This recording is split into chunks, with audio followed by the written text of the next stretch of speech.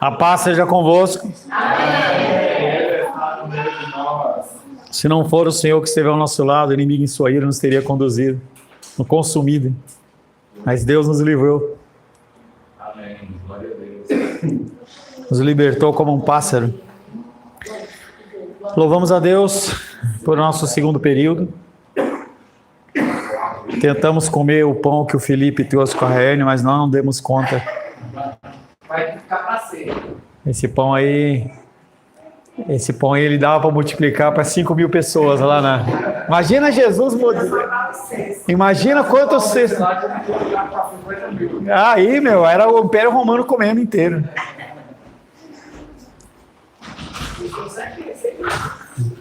Estamos meditando dentro da teologia do desperdício. Desperdício nas cartas paulinas. Romanos capítulo 15, 22, 23 e 24.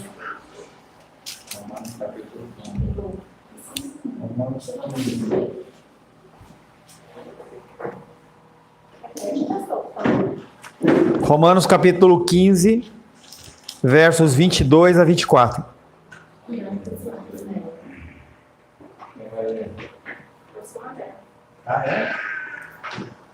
Normalmente.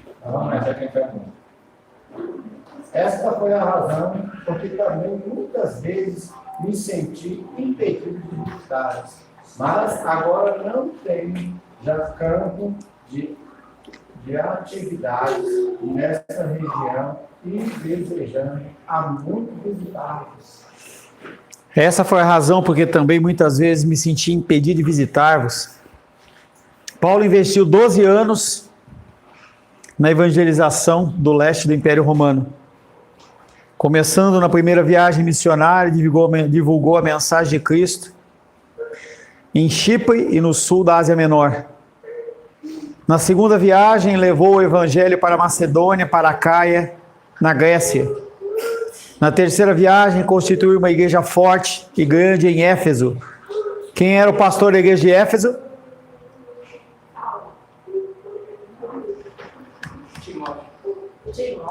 Timóteo. Foi nessa mesma viagem que Paulo escreveu a Epístola aos Romanos. E ele escreveu a Epístola aos Romanos na cidade de Corinto, onde ele ministrava. A frase que aparece muito estranha nesse trecho é: mas agora, não tendo já campo de atividade nessa região, pretendia ir para Roma. Como que o apóstolo Paulo, sendo quem era, ele estava numa região em que ele achou não tinha mais campo missionário para ele? Entendemos que o apóstolo cria que seu ministério no leste do Mediterrâneo tinha acabado e ele desejava continuar no ministério no oeste, precisamente na Espanha. Quando a gente vê o verso 24, ele fala dessa ida dele para pregar a palavra de Deus na Espanha. Por que não havia mais gente? Sabe que todas as pessoas haviam se convertido?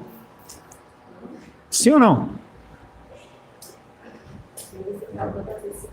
Não haviam todos se convertido.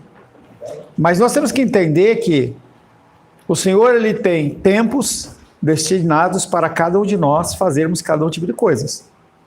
E para Paulo havia o discernimento de que aquela região ele não tinha mais semente a semear. Então, quando ele abre, por exemplo, a igreja lá de Éfeso e coloca Timóteo, que era um discípulo dele, para pregar, ele entende que aquela pessoa ela ia dar continuidade. Precisamos compreender a maneira que Paulo pensava. Como que a gente aprende como Paulo pensa? Lendo as suas cartas. Em especial, pegando, por exemplo, o texto de Colossenses. Nós já meditamos, acho que foi quase um ano dentro de Colossenses. Se você se dedica a um pequeno livro e você consegue entender o que o autor está falando, o que vai acontecer é que as outras cartas, se o cara não está louco, vai ter o mesmo contexto. E aí a gente viu que ele dá um indicativo de um ensinamento em Romanos, depois ele puxa o mesmo ensinamento para Coríntios. Paulo não estava preparado para afirmar que todos os habitantes dessa região tinham ouvido o evangelho. Jesus Cristo ele vai voltar quando todos os povos, tribos e raças tiverem ouvido o Evangelho. É 100% do povo? Não. A volta de Cristo, uma das condições, digamos assim, que ele mesmo estipula, é que povos, tribos e raças, grupos étnicos, eles vão ouvir as escrituras sagradas. Então, quando alguém vai lá na China, ou vai na Coreia do Norte, ou vai em Riacho Fundo, ou vai em qualquer lugar, aquela região ela foi evangelizada. E aqueles que são filhos, eles receberam a palavra. Todos os que são filhos vão receber a palavra. Isso é certo. E aí a palavra de Deus ela vem dizendo que quando essa situação acontecer, dentro de todos os outros sinais que está acontecendo, que a gente está vendo, enfermidades novas, já tem uma outra enfermidade dessas aí rodando aí, tipo, que vai querer ser uma nova pandemia e tudo mais, são sinais de que a volta de Cristo está voltando. Mas todas as pessoas, elas ouviram a palavra? Não. Apenas aqueles que foram realmente separados pelo Senhor. Havia muitas cidades e povoados que não tinham nem igreja nem testemunha.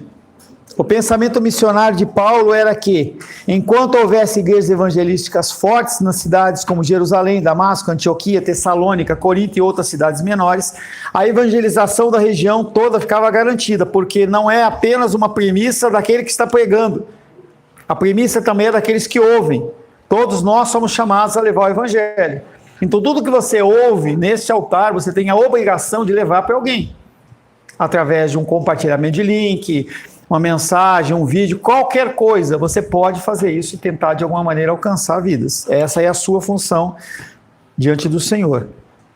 Os homens que Cristo presenteou à igreja, especialmente os evangelistas, Efésios 4:11. Quem eram os evangelistas?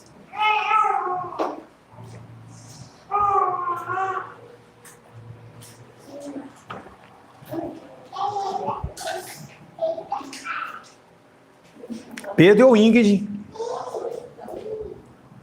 Efésios 4:11.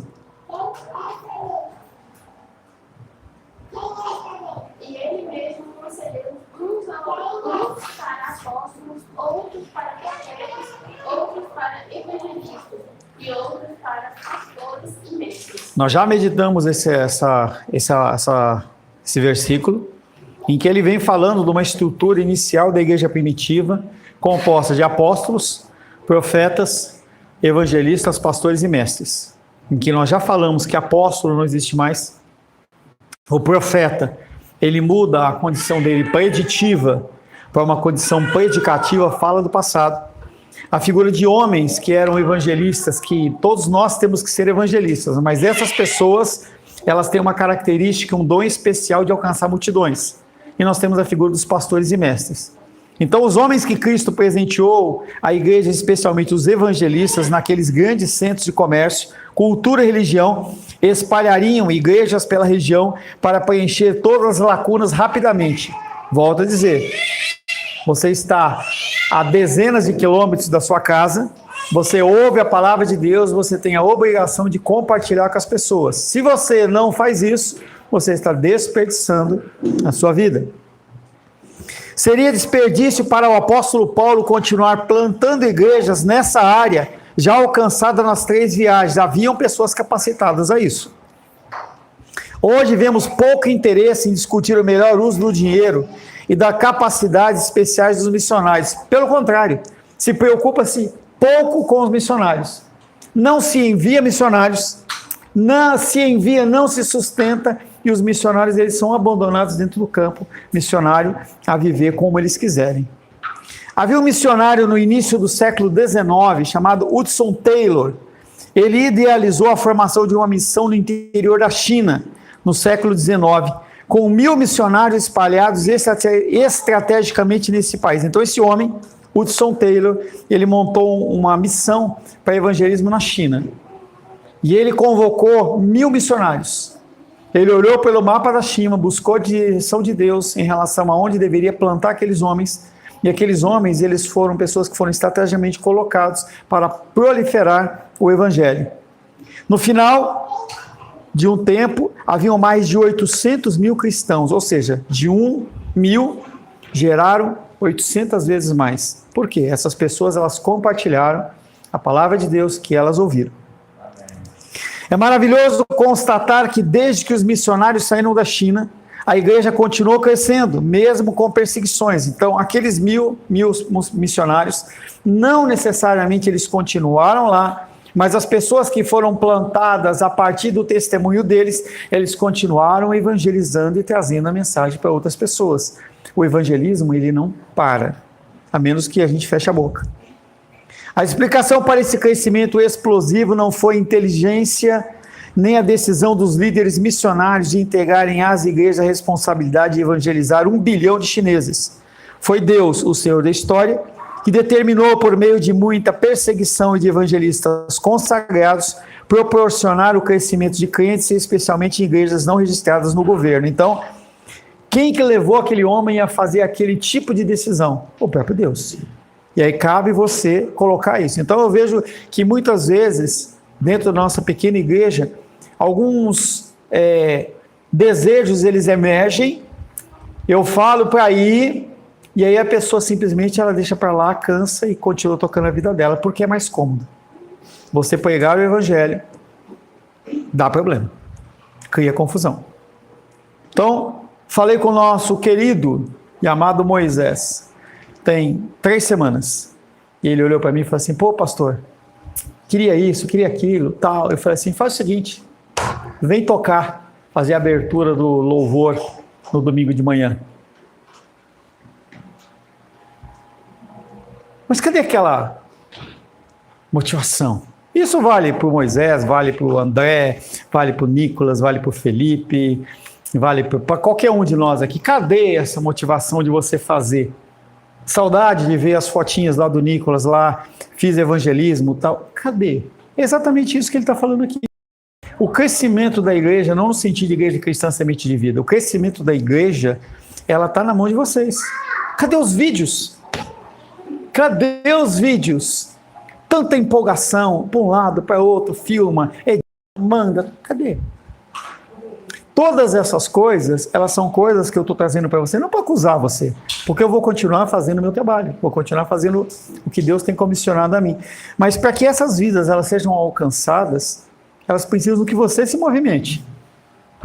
Você tem que se movimentar dentro do chamado que o próprio Deus colocou dentro do seu coração. Você tem que se movimentar. Há uns 2 meses atrás, talvez, não lembro, ou mais, a gente já falou sobre essa condição de talvez fazer um culto lá na Ring. O Alisson não está aqui, mas no último dia que a gente estava lá, eu, o Felipe, o Nicolas, eu, Felipe, o Moisés e o Alisson falou assim: pô, vamos montar a agenda, lembra disso? Vamos montar a agenda dos cultos dos homens. Cadê a agenda? Passou 1, 2, 3, quase um mês do nosso encontro. Onde está? Então eu vejo que, como na igreja aqui do apóstolo Paulo, na mesma coisa na nossa igreja, as pessoas elas têm o desejo e a vontade de fazer. Levanta, quero, cadê o Ministério de Ação Social? Eu não vejo mais uma mensagenzinha no grupo, eu tenho que ficar falando. Quem levou para o pastor Marcelo fui eu essa semana. Cadê, gente? Vocês têm que se movimentar. Não é para que a igreja cristã semente de vida cresça. É para que você possa apresentar diante do Senhor o talento que foi colocado na sua mão com frutos. E não você ser encontrado pelo Senhor como aquele que enterrou seu talento, porque é isso que vocês estão fazendo. Vocês têm ouvido, têm a capacidade, e aí, agora vem a data comemorativa, o Dia das Mulheres. Todo afinco em relação a isso. E vocês têm que fazer isso, porque é o sustento de vocês. Mas e as coisas do Senhor?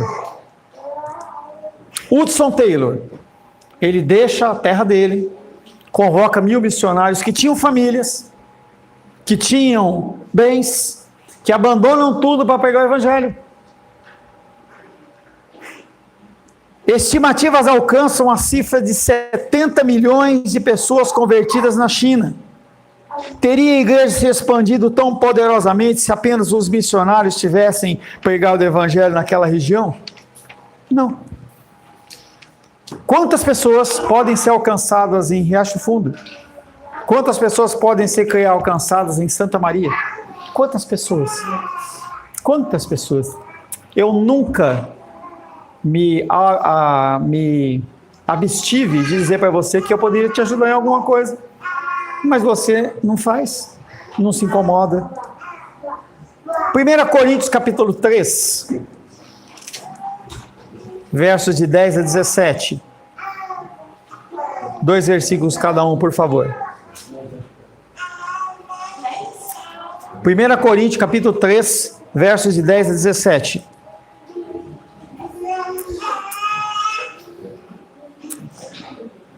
Eu fico imaginando a criatividade que o Felipe tem de fazer vídeo para Verano, ele fazendo vídeo evangelístico.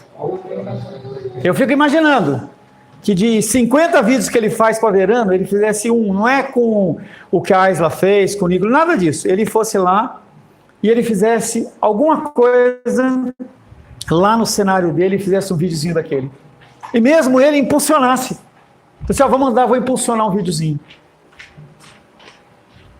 1 Coríntios capítulo 3, versos de 10 a 17. Segundo a graça de Deus que me foi dada, lancei o fundamento como prudente construtor, e outro edifica sobre ele. Porém, cada um veja como edifica. Porque ninguém pode lançar outro fundamento, além do que foi posto, o qual é Jesus Cristo. Gene. Contudo, se que alguém edifica sobre o fundamento, é ouro, prata, pedras preciosas, madeira, ferro, palha. Manifesta-se e tocará a obra de cada um, pois o dia a demonstrará, porque está sendo revelado pelo fogo, e qual seja a obra de qual um próprio fogo o provará. Permanecer a obra de alguém que sobre o fundamento edificou, esse receberá galardão. Se a obra de alguém se queimar, ficará em dano, mas esse mesmo será salvo. Todavia, como que através do fogo. Não sabeis que o santuário de Deus e que o Espírito de Deus habita em vós? Não sabeis que sois santuário de Deus. Sabeis que sois santuário de Deus e que o Espírito de Deus habita em vós? Se alguém destruir o santuário de Deus, Deus o destruirá, porque o santuário de Deus, que sois vós, é sagrado. Segundo a graça de Deus, que me foi dada, eu, Paulo, não o apóstolo Paulo, eu, Paulo, lancei o fundamento como prudente construtor. E outro, Felipe, Nicolas, André, Moisés, Wallace, etc. E outro edifica sobre ele. Porém, cada um veja como edifica, porque ninguém pode lançar outro fundamento além do que foi posto, o qual é Jesus Cristo. No dia do Senhor, você vai lembrar do dia 1º de março de 2026, porque você foi alertado em relação ao talento que você está enterrando e você não está colocando em prática. Paulo se decepcionou muito com as divisões e a política que os coríntios criaram. Depois que ele gastou 18 meses implantando a igreja de Corinto, os esforços para criar uma igreja madura e unida foram em vão. Em vez de serem espirituais, os coríntios continuaram de fraldas como crianças, bebendo leite e não alimento sólido. Verso 3, 1 Coríntios 3:3. 2 e 3. 3, 2 e 3. Leite vos dei a beber, não vos dei alimento sólido, porque ainda não podieis suportá-lo, nem ainda agora podeis, porque ainda sois carnais. Porquanto, havendo entre vós ciúmes e contendas, não é assim que sois carnais e andais segundo o homem? Verso 1, eu, porém, irmãos, não vos pude falar como espirituais, e sim como a carnais, como a crianças em Cristo. A gente tem visto a igreja crescer através das crianças. E é muito claro a gente ver as diferenças etárias. A gente vê uma Isabela, que hoje é a mais nova, se o Lucas não nasceu ainda, em que a gente vê o desenvolvimento, ela já ficou em cima das minhas pernas, já com a perninha lá, só fiquei apoiando ela ficou com as perninhas lá, segurando. A gente vê a figura da Heloísa, primeiro o Joaquim. O Joaquim nessa ideia aí de que eu mamo, volto de mamar, paro de mamar e não sei o que, ele vai sair disso. A gente já vê uma Heloísa que não mama mais, certo? A gente vê uma Helena maior. A gente vê um Daniel um pouco maior. A gente vê o Pedro um pouco maior. E tudo isso demanda o quê? Mostrando o crescimento. A igreja... É que a Júlia está escondida, minha. Então a gente vê o crescimento, das crianças. E não se espera que uma criança como a Helena queira mamar peito. E aí a gente tem que olhar que o que Paulo está falando aqui é o desperdício na construção do santuário do Senhor. E a gente volta novamente à condição da atuação dentro da construção desse santuário. Vocês ficam na conversa paralela, eu fico querendo entender o que você está falando, interagir aqui, aí eu tenho que dividir o meu cérebro em 3 aqui, entendeu? Para conseguir ler aqui e voltar no mesmo ponto, hein? Não, eu fico querendo saber o que é, né? Até por se é uma coisa que eu tenho que entrar. Se é de mamar, às vezes edifica, né? Em vez de serem espirituais, os coríntios continuaram de fraldas como crianças, bebendo leite e não alimento sólido. Não passavam de carnais porque agiam como não cristãos. O apóstolo usa uma comparação entre o que acontecia em Corinto e a construção de um templo, para destacar a necessidade de seriedade da parte dos líderes que edificavam a igreja. Então, esses últimos 10, 15 minutos aí, nós vamos ficar batendo dentro desse contexto de ministério individual de cada um. Cada um de vocês tem um ministério, cada um de vocês tem um chamado. Eu estou procurando trazer para vocês a edificação de um fundamento dentro da palavra de Deus. Cabe a você usar esse fundamento para construir alguma coisa. Vocês fazem cursos, estudam, vocês têm chamado, ministério, o que vocês têm feito com isso? Sentar dia após dia, domingo após domingo, ouvindo aquilo que é falado, nasceu, é? Não? Não. Não, é que eu vi a Raíla no telefone, olhando assim o Felipe por cima do ombro, eu falei assim, nasceu, né?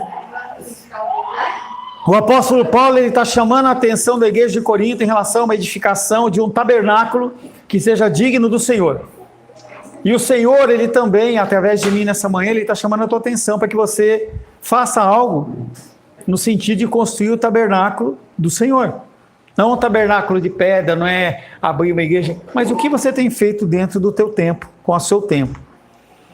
E aí ele vem falando, a obra de cada um, a minha obra, a obra de cada um de vocês, passará pelo fogo no dia do juízo, que testará a qualidade do material usado.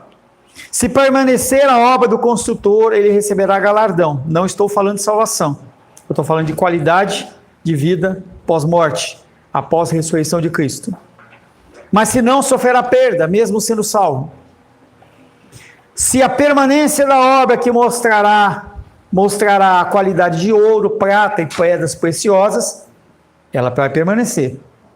Todo esforço despendido no levantamento da igreja, que é o santuário, de preciosas coisas de Deus será perdido se a qualidade do que você usar para construir for semelhante a feno, madeira e palha.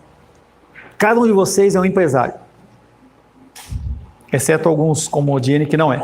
Mas a maioria de vocês são empresários. Heloísa, calma o coração aí. Cada um de vocês é um empresário. E a gente tem que entender que toda a nossa vida, ela é regida por ciclos. Semana passada, a gente estava vendo lá a questão, por exemplo, do Nicolas, que ele estava vendendo a van. Até fiz aquela citação. Tinha esquecido que o ônibus, ele não foi junto com a transação do André. E aí ele está pensando em comprar, mas será que isso é só em torno disso que ele tem que viver? Ou em torno do Dia das Mulheres, ou em torno do Dia das... É isso que eu quero trazer para vocês. O que, novamente, eu trago a situação. O que você tem feito para o Senhor no sentido da construção do santuário? Você tem feito algo? A própria igreja de Corinto, o santuário que estava sendo construído. Não é necessário esperar o juízo para perceber a permanência da obra de cada um. Paulo queria dizer que o fogo do juízo futuro se revela no presente pela maneira como a igreja se relaciona. Ou seja, o fruto seu, ele vai permanecer ou é palha? Eu instruo vocês que vocês estudem, que vocês busquem, mas o que você faz com esse conhecimento? Paulo queria dizer que o fogo do juízo futuro se revela no presente pela maneira como a igreja se relaciona. Todo trabalho de edificação que não tem os ideais de Deus em vista sofre desde já sua condenação. O seu crescimento empresarial, ele tem como foco o quê? Só o seu engrandecimento financeiro? Se é palha. Você pode ter um versículo bíblico lá escrito na fachada do teu prédio, da tua loja. Você pode ter um coração desejoso. O que você faz com os recursos que aquela obra ela levanta? Você investe alguma coisa? Ou ela rouba o tempo seu e não permite que você esteja crescendo diante do Senhor? Os líderes dividiam em pedaços a igreja de Corinto, como se não se importassem em dividir a Cristo. Para edificar a casa de Deus, todos deveriam concordar no orgulho humano de serem intelectuais, herdeiros dos sábios gregos, pregadores famosos do passado. Os coríntios gabavam-se de ser senhores do saber, ou seja, eles viviam dentro de uma cultura chamada gnosticismo, que é quanto mais eu conheço, mais eu sou perto de Deus. Não necessariamente. Falamos no culto da semana passada sobre a diferença de sabedoria e inteligência. Você pode ser inteligente e conhecer tudo, mas se você não souber utilizar isso, você não é uma pessoa sábia. Paulo lhes assegura que o saber ensoberbece, mas o amor ágape edifica. Romanos capítulo 8, verso 1 e 2. Ou é Coríntios? Espera aí, deixa eu ver se é Romanos ou é 1 Coríntios. Eu acho que é 1 Coríntios. Eu não coloquei a referência. 1 Coríntios, capítulo 8, verso 1 e 2.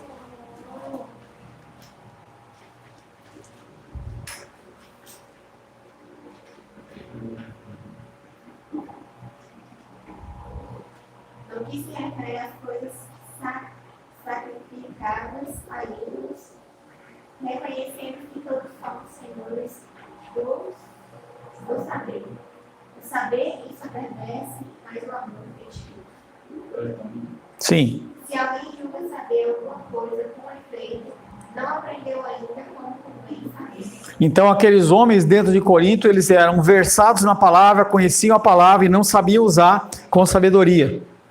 Tentar construir a igreja sem grandes doses de amor resulta em uma construção feita de feno, palha e madeira. Não resistirá ao fogo da permanência e carece das marcas da beleza que o ouro, a prata e as pedras preciosas oferecem. A igreja, por ser a noiva de Cristo, é muito amada pelo Senhor. Efésios capítulo 5.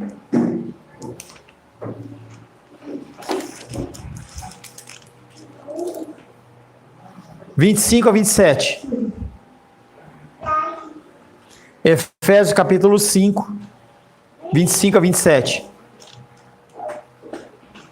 Maridos, amai vossa mulher, como também Cristo amou a igreja, e assim mesmo se entregou por ela. Eita glória, aleluia. Para que a santificasse, tendo-a purificado por meio da lavagem de água pela palavra, para apresentar a si mesmo igreja gloriosa, sem mácula, sem ruga, nem coisa semelhante, porém santa e sem defeito. Vânia, verso 22. Ah, não. Já sabia.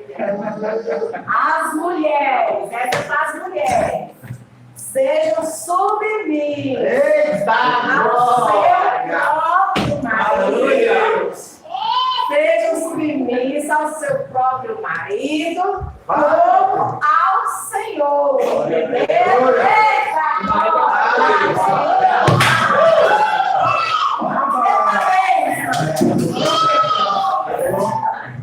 É doido, né? É só tocar no coração. É só não tocar no coração que a carne se manifesta, né? Apóstolo Paulo ele está falando tanto em relação ao lar, a condição da metáfora da comparação do lar, mostrando também a estrutura da igreja. Essa condição de que o marido, nós devemos, maridos, amar as nossas mulheres, como também Cristo amou a igreja, e a si mesmo se entregou por ela, ele fala diretamente em relação ao marido, homem, mas também fala em relação a nós, como noiva de Cristo, como esposa. Então, esse verso 22 que eu pedi para a Vânia ler, em primeira instância, ele fala sim em relação às mulheres, mas também fala em relação a nós como um todo, como noivas de Cristo, em que nós temos que ser submissos ao Senhor. Essa condição de submissos como ao Senhor é a submissão no sentido de que o homem ele não é mais inteligente que a mulher, não é nada mais de capacidade que a mulher, só que nós temos uma sequência de autoridade que é colocada do homem, de Deus para o homem e para a sua esposa. E ele vem trazendo essa condição de amor e respeito, que é a condição de que agir como Cristo amou a igreja. Então tem essa dupla vertente, a questão do lar, o lar apenas estruturado não é parceria, o lar não é democracia, o lar é um lar que tem que se andar de uma forma teocrática, mas nós temos que entender que mesmo dentro dessa condição teocrática, eu não tenho direito a massacrar a Rosângela simplesmente porque eu tenho uma autoridade. E em relação à igreja, nós temos que ser submissos ao marido ou a Cristo como ao Senhor. Essa ideia de nós ouvirmos a palavra e colocarmos e aplicarmos nas nossas vidas. Aleluia, glória a Deus. Tentar construir a igreja sem grandes doses de amor resulta em uma construção feita de feno, palha e madeira. Nesse propósito, Cristo usa o serviço dos pastores e líderes, mas estes nem sempre estão sintonizados com os ideais do Senhor da igreja. E isso vale tanto para os maridos, como vale também para os pastores. Concluímos que pastorear uma igreja pode ou não produzir uma excelente demonstração do amor e da graça de Deus. Como que eu vou saber se o meu ministério, ele é um ministério que edificou algo? Apenas pelos frutos. Se der frutos através das vidas de vocês, amém. Se vocês continuarem vivendo do mesmo jeito, como o apóstolo Paulo, infelizmente eu vou falar, perdi meu tempo. E aí cada um de vocês, porque eu tenho, a Rosângela não gosta de falar para mim, não vou falar, eu tenho 58 anos. Nossa, de novo. Aí a minha mãe já torceu o nariz lá também. Gente, o futuro é vocês, são vocês, não sou eu. Vocês têm que começar a entender que em algum momento vai ser aberta uma igreja, por exemplo, lá no Riacho Fundo, em que vocês vão poder congregar lá perto. O que vocês têm feito e construído para isso? São os líderes, os formadores de opinião que edificam ou destroem o santuário de Deus. Você como líder, porque quando você é comissionado por Deus para levar o evangelho a toda criatura, você dentro do local onde você vive, dentro do lar onde você mora, dentro das pessoas com quem você convive, você é um líder. Essa palavra ela é para você. São os líderes, os formadores de opinião que edificam ou destroem o santuário de Deus. O Senhor zela pelo seu templo e ameaça destruir os maus construtores, porque esse santuário ele é sagrado. 1 Coríntios 3,17. Heloísa, não. Senta direitinho do lado da mamãe, senta. Senta direitinho, senta. Você não é bebezinho mais não, você está indo para a escola. 1 Coríntios 3,17. Se alguém destruir o santuário de Deus, Deus o destruirá, porque o santuário de Deus, que sois vós, é sagrado. E ele está falando com quem, gente? Comigo e com você. Você destruir esse santuário, ó, o santuário de Deus é o seu coração. Deus habita dentro de você. O princípio bíblico do desperdício regula também essa área. 1 Coríntios 1,19.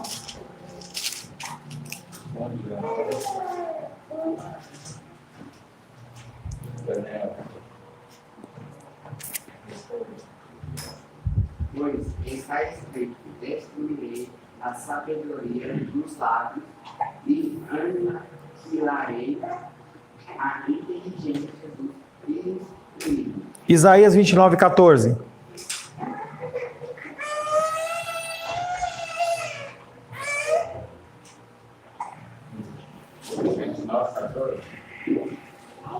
É o mesmo texto de 1 Coríntios 1,19, parafraseado de Paulo no livro de Isaías.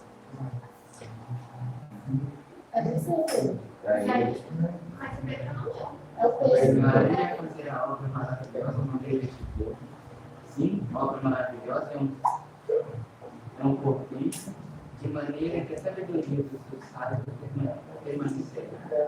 perecerá, e a prudência dos seus prudentes se esconderá. O que é uma obra maravilhosa do Senhor, gente? Hã? Não, sim, a obra de Cristo é a obra mais maravilhosa.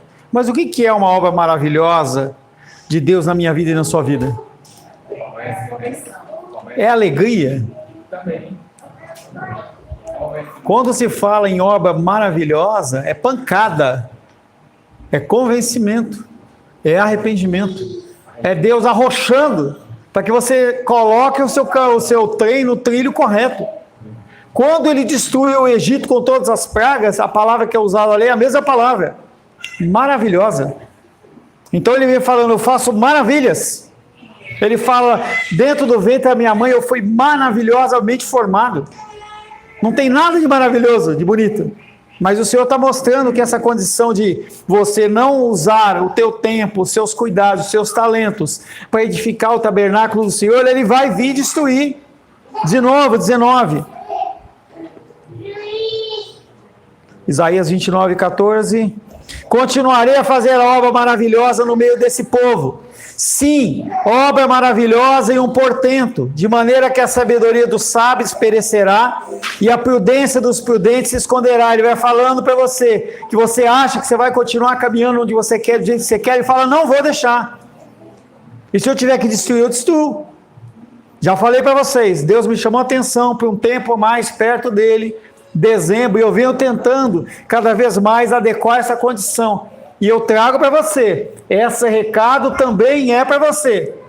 Se ele precisar sacudir essa árvore que você está, ele vai sacudir. Porque o propósito principal do Senhor é a glorificação do nome dele, através do cumprimento do que você tem que fazer. Então hoje, basicamente, foi exortação dentro do mesmo tempo, do mesmo ponto. Olha o ministério que Deus tem para você e comece a plantar e semear.